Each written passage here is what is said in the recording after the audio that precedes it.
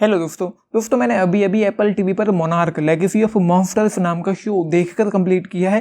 Total 10 episode हैं। सारे episodes की जो लेंथ है, टोटल लेंथ जो इस शो की है वो है 7 घंटे और 40 मिनट। आज की डेट में शो हिंदी में अवेलेबल हो गया है एंड हिंदी के अलावा दूसरी इंडियन भाषाओं में अवेलेबल नहीं है। अभी अभी देखकर ख़त्म किया है and let me tell you दोस्तों, फाइनल एपिसोड जो इस शो का था वो अच्छा था। उसमें एक एक्साइटमेंट थी, वो काफ़ी ज़्यादा एंगेजिंग मुझे लगा, काफ़ी अच्छा लगा एंड काफ़ी देखने में ऐसा लगा कि चलो फाइनली कुछ अच्छा देखा ख़त्म होते होते। लेकिन उससे पहले एपिसोड से लेकर 9 एपिसोड तक इस शो ने जो टॉर्चर किया है मुझे, भाई ये शो एक टॉर्चर है एंड उसके अलावा कुछ भी नहीं है। गॉडजिला यहाँ पर यूं दिखाई पड़ता है जैसे कि आयरन मैन की फिल्मों में या जॉन विक की फिल्मों में जॉन विक या आयरन मैन ही कैमियो में हो। मतलब गॉडजिला का शो है और उसमें गॉडजिला ही नहीं दिखाई पड़ता। 10 एपिसोड में मुश्किल से 10 सीन रहे होंगे गॉडजिला के इस पूरे सीरीज में। क्या ही बना के रखा है। ऊपर से लंबी लंबी कॉन्वर्जेशन यहाँ पर चलती रहती है and bar bar show past में और प्रेजेंट में यूं करके जंप करता है कि मतलब आप इन्वेस्ट ही नहीं हो पाओगे इसमें। मुझे ये 9 एपिसोड तक ज़रा भी इंटरेस्टिंग नहीं लगा, ज़रा भी इंगेजिंग नहीं लगा एंड ज़रा भी इंटेंसिटी नहीं है, ज़रा भी एक्साइटमेंट नहीं है, ज़रा भी थ्रिल नहीं है। ऊपर से लंबे लंबे डायलॉग हैं जिनमें आप रिलेट नहीं कर पाओगे, इन्वेस्ट नहीं हो पाओगे, ऊपर से बाँस चल जाएंगे एंड उसके बाद मतलब कुछ भी ऐसा नहीं है जिसको देखने में मज़ा आए। मतलब गॉडजिला मॉन्स्टर्स ही इस शो में दिखाई नहीं पड़ते, बस फिजूल की कहानी चल रही है जिसको लंबा खींचा गया ज़बरदस्ती। एडिटिंग टेबल पर इस शो के कम से कम 5 एपिसोड कम किए जा सकते थे ईजिली। ये इस शो में चल रहा है एंड उसके अलावा एक चीज़ और है, जैपनीज में लंबी लंबी डायलॉग चल रहे हैं जैपनीज में एंड हिंदी में उसको डब नहीं किया गया। हिंदी में सिर्फ इंग्लिश वाले पोर्शन को डब किया गया, बाकी जो जैपनीज में, फ्रेंच में जो भी डायलॉग हैं उनको डब ही नहीं किया गया। लंबी लंबी डायलॉग बस कैरेक्टर्स बोलते रहते हैं स्क्रीन पर, बोलते रहते। आप ये सोचोगे कि क्या चल रहा है, आप नीचे देखोगे या ऊपर देखोगे, मतलब सबटाइटल पढ़ोगे या उनकी शक्ल की तरफ देखोगे। सबसे बड़ा प्रॉब्लम तो यही है। एंड उसके अलावा भाई कहानी यूँ है इस शो में, 2014 की गॉडजिला फिल्म के बाद के वक्त में ये शो सेट है। तो एक लड़की है केट एंड उसका भाई है केंटारो रेंडा। वो अपने पिता को खोजते रहते हैं इस पूरे शो में एंड उस खोज के दौरान मतलब 2014 के जो इवेंट्स है गॉडजिला फिल्म वाले, उसके बाद उसके पिता गायब हो गए हैं, लापता हो गए हैं एंड वो सैन फ्रांसिस्को में ये इवेंट हुआ था गॉडजिला का 2014 का। वो टोक्यो तक जाती है अपने पिता को खोजते हुए। कुछ चीज़ें थी जिनकी वजह से वो टोक्यो तक पहुंची। उसको पता चला कि उसका एक सौतेला भाई भी है केंटारो रेंडा, उसकी एक सौतेली माँ भी है, केट को ये मालूम पड़ता है।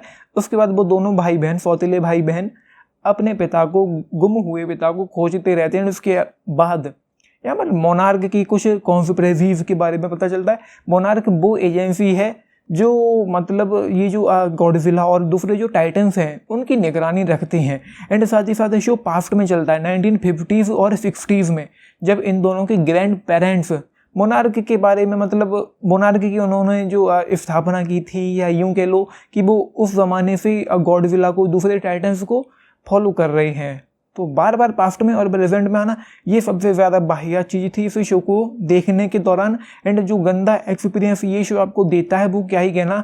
मैं 12 तारीख को जब फाइनल एपिसोड स्ट्रीम हुआ था उस तारीख को मैं इस शो के 5 एपिसोड देख चुका था एंड छोड़ दिया था। मैंने रिव्यू करना भी ज़रूरी नहीं समझा क्योंकि इतना ज़्यादा घटिया, इतना ज़्यादा बोरिंग ये शो मुझे लगा था कि मुझे नहीं लगा कि मैं 10 मिनट का रिव्यू भी इस शो को लेकर करूँ। मैंने छोड़ दिया था एंड रिव्यू नहीं किया था, इसीलिए मैंने दोबारा से इस शो को हिंदी में चूंकि आ गया है तो दोबारा से पूरा देख डाला ना चाहते हुए भी। एंड ज़रा भी इंटरेस्टिंग मुझे नहीं लगा, ज़रा भी इंगेजिंग नहीं लगा। हाँ, वो सीन्स अच्छे थे जब गॉडजिला मुश्किल से 10 एपिसोड में मुश्किल से 10 बार दिखाई पड़ता है। तो जब गॉडजिला या दूसरे टाइटन्स स्क्रीन पर दिखाई पड़ते हैं, वही सीन्स, वही शॉट्स इस पूरे शो में, पूरी सीरीज में अच्छे थे एंड अंत होते होते कुछ अच्छा लगा। एंड जो सबसे बड़ा ट्विस्ट, जो सबसे बड़ा सरप्राइज इस शो का निकल के आया वो था 9th एपिसोड का एंड वो कुछ यूँ हो गया जैसे इंटरस्टेलर फिल्म थी। भाई अब वो क्या था, क्यों था, अगर आपने इंटरस्टेलर देखी है तो ये शॉट देखकर आपको समझ में आ जाएगा कि जो यहाँ पर हुआ है अंत में। एंड फाइनल एपिसोड 10वां एपिसोड जो हुआ, मतलब बिल्कुल इंटरस्टेलर वाला सेम टू सेम सीन था वो।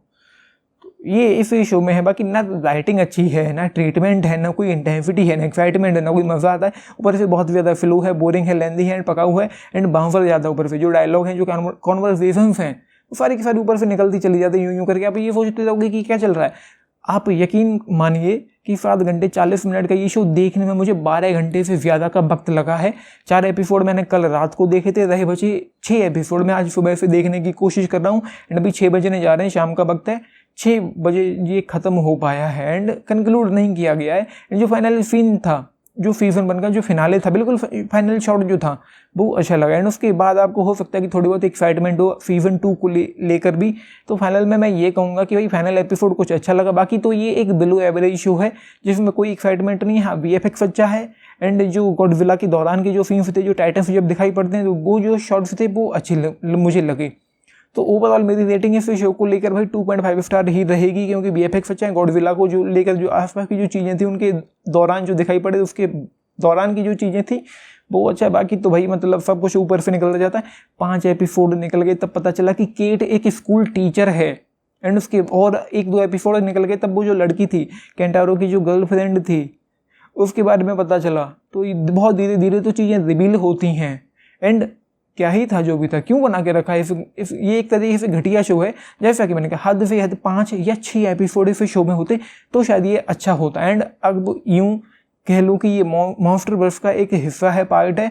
तो वही अगली फिल्में देखने के लिए हो सकता है कि ज़रूरी हो तो इस शो को देखना पड़ेगा। बिंज वॉच करना तो इम्पॉसिबल है, आप देख पाएँ तो देख लें, वरना बीच में ही छोड़ दें। जब अगली फिल्म आएगी गॉडजिला एक्स कॉन्ग, तब देखते हैं कि क्या निकल कर आता है। सो 2.5 स्टार आउट ऑफ 5 इस शो के लिए 10 में से अगर आप पूछें तो केवल 5 स्टार। चाहें तो फैमिली के साथ देख सकते हैं, ऐसा कुछ ज़्यादा नहीं है। 1-2 किसिंग सीन्स यहाँ पर हैं, आपने देखा है। लेकिन बताना आप लोगों का इस पर क्या take, and like share subscribe भी करना चैनल को, वीडियो का। मेरा एक्सपीरियंस तो बहुत ज़्यादा गंदा रहा है, मैं जा रहा हूँ घूमने। एंड सबसे बड़ी प्रॉब्लम यही है कि जैपनीज़ को डब नहीं किया गया यहाँ पर। मतलब एटलीस्ट जैपनीज़ को भी डब कर देते तो दिमाग पे जो ज़्यादा एक्स्ट्रा प्रेशर पड़ता है, जो लोड पड़ता है, वो थोड़ा बच जाता। सो देखा है, लेकिन बताना। बाकी लाइक शेयर सब्सक्राइब भी करना चैनल को, वीडियो का। Thank you.